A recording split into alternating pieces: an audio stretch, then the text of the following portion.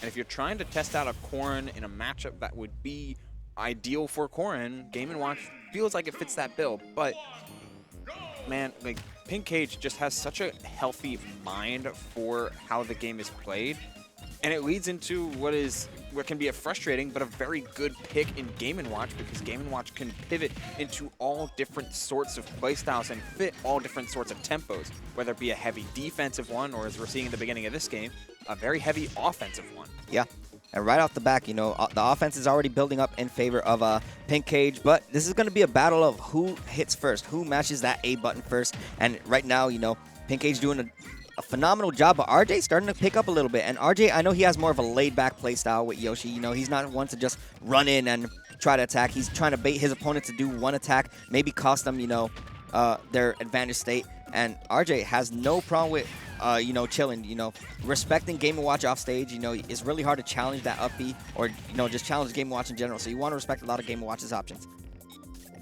Yeah, as we see there. Oh, whoa. Lord. Okay. Yoshi got a very big nose. Still counterplaying with that up air and not trying to fall into Game & Watch down air. It looked like he was trying to run up and do a down tilt. Down tilt having set knockback makes it a very amazing tool at setting up ledge traps and edge guards. There you go. But the double spot dodge is called out by that landing down smash with a little bit of charge on it. Pink Cage, Joey's World Tour, getting off to a very solid start, and this is going to be a ton of damage. Yep.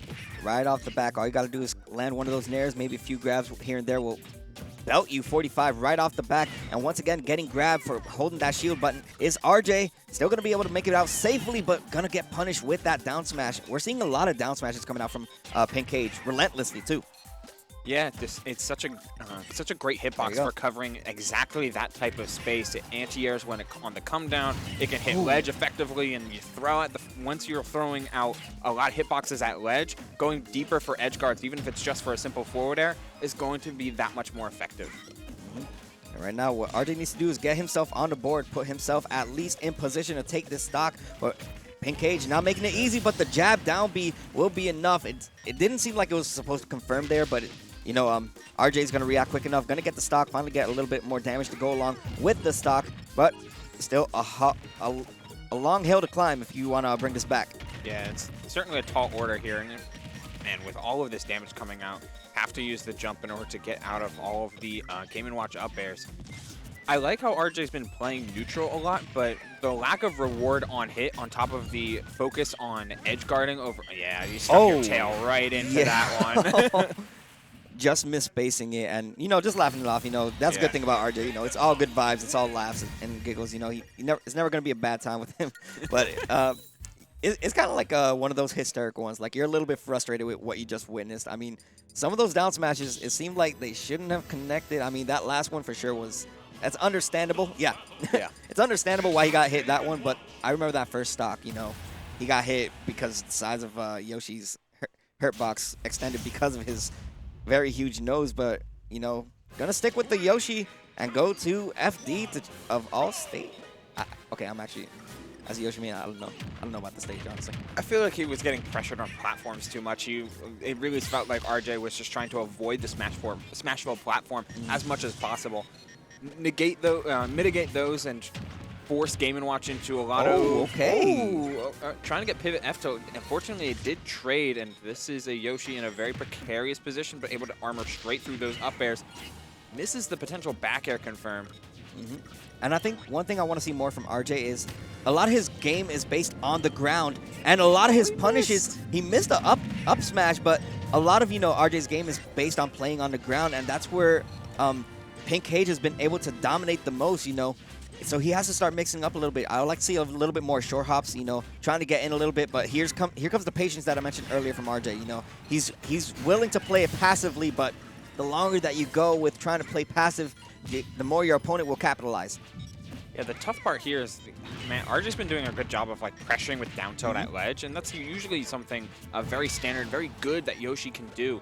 But against Game & Watch, you're unable to follow up off that down tilt, so it feels very meaningless. So that forward air to catch the neutral get up, certainly very strong, needs to try and find an appropriate punish on this ledge while they had the chance. But hey, we're back at neutral here, and we're back where Pink Cage exactly wants to be, stepping forward slowly but steadily and and changing up which one of his aerials he uses, missing the up smash afterward. That's such a huge whiff. And it's really hard because RJ has the right ideas of what moves to throw out, when to throw them out, but the frame data of Game & Watch really coming in clutch and being the saving grace. Once again, getting caught with the down smash, but not enough. That is great DI coming out from RJ. Yeah, just enough, and with the air dodge to boot, trying just to walk forward, but man, Pink Cage's timing mix-ups has been so good, mixing up between nair and fair from approaching from a distance, mixing up between walk and an instant dash attack. A little too many down airs that you could get punished for, but RJ hasn't shown the ability to reliably punish down air, so it's been a landing option for free. But there's that back air on another on a dash attack out of the corner from Pink Cage. Yeah. A lot of ground to cover, but Yoshi can be surprisingly explosive if you give him the opportunity. Yeah, all it takes is one interaction face-to-face for Yoshi to be able to get something going. Literally one F tilt away from at least getting a good 50-60%.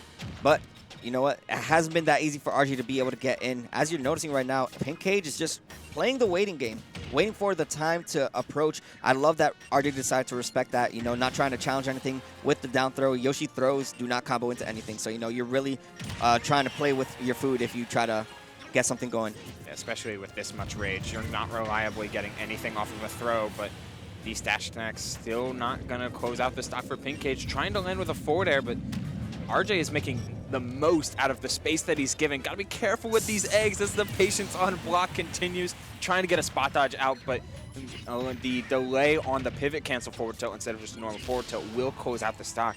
RJ now having a little bit of wiggle room here with the low percentage up until that neutral air, able to jump out of that danger. But man, RJ really needs to find something that would really extend his advantage more so than just finding a single hit. Up tilt could have potentially been it.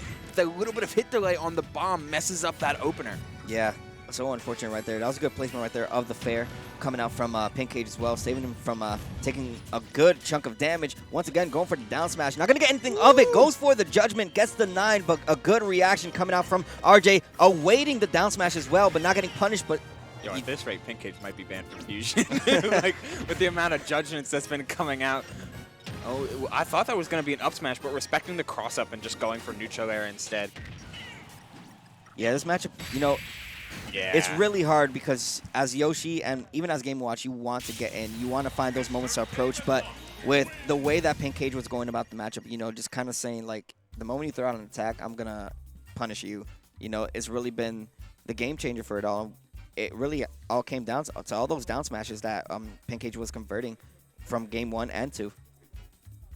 Definitely devious, and it's those up smashes and those, like, it was a consistent census on Pink Cage reliably throwing out anti-airs, but it was never a statement of, it was never a staple of which anti-air would be thrown out, whether it be the rising, the full hop fair, the short hop back air, the short hop neutral air, up smash, reverse up smash. It was a lot of different looks that all covered the same thing, but changed how RJ wanted to challenge. That time, that short hop floating back air without a fastball would have done pretty good against a lot of the short hop options from Game & Watch, with the exception of maybe back air, given its extensive disjoint. But against reverse up smash, it was free for the picking. Yeah.